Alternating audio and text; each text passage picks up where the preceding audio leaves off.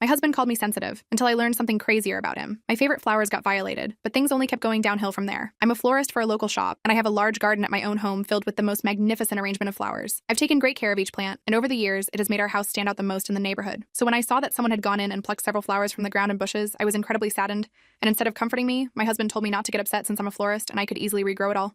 But he soon understood what I went through when we had to rush to a barbershop the following day. His job sent out a late announcement about getting pictures taken for their new IDs. My husband had no choice but to squeeze in an appointment at the barbershop, and unfortunately, his usual barber was unavailable. He nervously accepted the newly hired barber and ended up with a short and horribly blocky haircut. He got incredibly upset and ranted in the car about how much he hated his new hairdo. When he saw I wasn't reacting much to his complaints, he asked me why I was acting so cold. I told him, "You can always grow your hair back." He got angry and told me that he hopes my garden doesn't grow back after all. It didn't matter anymore because I was at least going to find the flower thief and bring justice myself. Later that night, while my husband was in the shower, I opened up the laptop to pull up yesterday's CCTV footage of my garden and downloaded it onto my phone. I reviewed it on my own, knowing that my husband would just call me silly if I asked for his help, and watched the entire 24-hour footage. At around 10 p.m. in the footage, right around the time I typically took a bath, I saw my husband sneaking around my gardening tools and cutting up several of my flowers. Based on the ones he chose, it was clearly for a woman, but I never received it, and I never saw it around the house. I couldn't quite understand it, but I was definitely suspecting that something bad was going on. The following day, I told him I would be out to buy new seeds for the garden. Instead of going to the store, I drove out a few blocks down and hid inside my car, waiting for him to drive to his work. I followed his car at a safe distance and watched him stop by a different flower store from the one I worked at and drive back towards our house. I felt a bit relieved and a little bit happy, thinking that maybe he bought those flowers for me since I had been feeling upset about our garden. I knew I was wrong the moment I saw his car pull up the driveway of our neighbor's house. He sat in the car, fixing his hair before walking out to greet our neighbor with a quick kiss. He handed over the beautiful bouquet of flowers and stepped inside. I put on my sunglasses and face mask and crouched down while walking up the driveway. I peeked inside the window and saw them getting handsy with each other. But worst of all, I saw my beautiful flowers in a vase in the living room, positioned away from all the natural sunlight. I felt heartbroken, twice as much, knowing that my husband cheated on me with a woman who can't even take care of expensive, fresh flowers properly. I couldn't handle watching them anymore and ran back into my car and drove to work. I cried behind the counter, venting to my coworker. She suggested that I get back at them for hurting me. I agreed and drove to another plant store in the town that sold more exotic types and bought a fresh batch of poison ivy. I returned to my store and picked out a few flowers like rhododendrons and petunias, which symbolized deep anger. At home, I asked my husband if he could deliver it to that woman's house, saying that she had ordered it from my store last week. I told him to be careful, saying that if he or the woman touched it without gloves, it would be bad because it was an aphrodisiac. He happily agreed and took the flowers there. I walked over to the house and peeped into the window, watching them wipe the poison ivy all over their bodies,